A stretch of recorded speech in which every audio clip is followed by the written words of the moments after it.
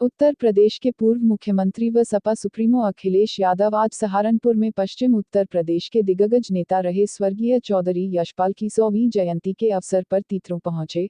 स्वर्गीय चौधरी यशपाल को श्रद्धांजलि देने के बाद आयोजित जनसभा को संबोधित करते हुए अखिलेश यादव ने कहा कि बीजेपी के लोग आज देश के अन्नदाता किसान को मवाली और खालिस्तानी कह रहे हैं। वो किसानों को आतंकवादी कहने में भी संकोच नहीं करेंगे, लेकिन देश का किसान का अपने संघर्षों से पीछे नहीं हटने वाला। अखिलेश यादव ने कहा कि अगर देश का किसान गद्दी पर बिठाना जानता है तो वो गद्दी से उतारना भी जानता है।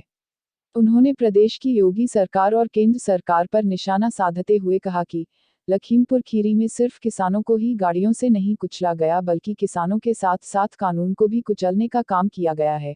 उन्होंने कहा कि किसानों और कानून की तरह इन लोगों को संविधान कुचलने में भी देर नहीं लगेगी।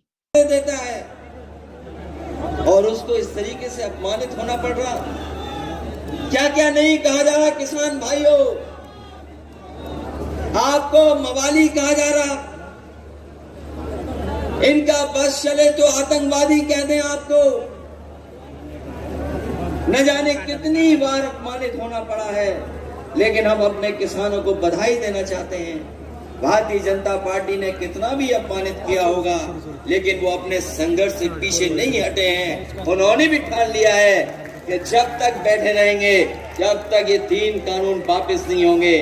और यही हमारे लोकतंत्र की ताकत है कि हम लड़ना भी जानते हैं, गद्दी पे भी बैठाना जानते हैं, और जब मौका मिलेगा तो गद्दी से हटाना भी ये जनता जानती है। हम ये नहीं कहते, हम किसी का अपमान नहीं कर रहे हैं, लेकिन यहाँ बैठे लोग, जब मैं देख रहा था कि ऋग्वेद की कुछ लाइनें पढ़ी जा रही थी, पंडित जी मंच पर हैं, तो हमारे लोगों ने गीता को भी पढ़ा होगा, गुरु नानक जी को भी पढ़ा होगा। जिन्होंने गीता पढ़ी है वो जानते होंगे कि योगी हम उसको बोलते हैं जो दूसरे का दुख अपना दुख समझे। और गुरु नानक जी को जिन्होंने पढ़ा होगा वो जानते होंगे कि उन्होंने कहा कि माया के बीच में रह के माया से दूर हो वो योगी होता है। तो बताओ, जो गद्दी पर बैठे हैं, जो गद्दी पर बैठे हैं, अभी हम लोगों ने उनका कारनामा देखा, उनके लोगों का कारनामा अभी हम लोगों ने लखीमपुर में देखा, जहां पर किसानों को कुचल दिया गया गाड़ी से, गाड़ी के टायरों से किसानों को कुचला गया। वो किसानों को तो कुचला ही गया है, लेकिन उसके साथ साथ कानून को भी कुचलने की तैयारी थी।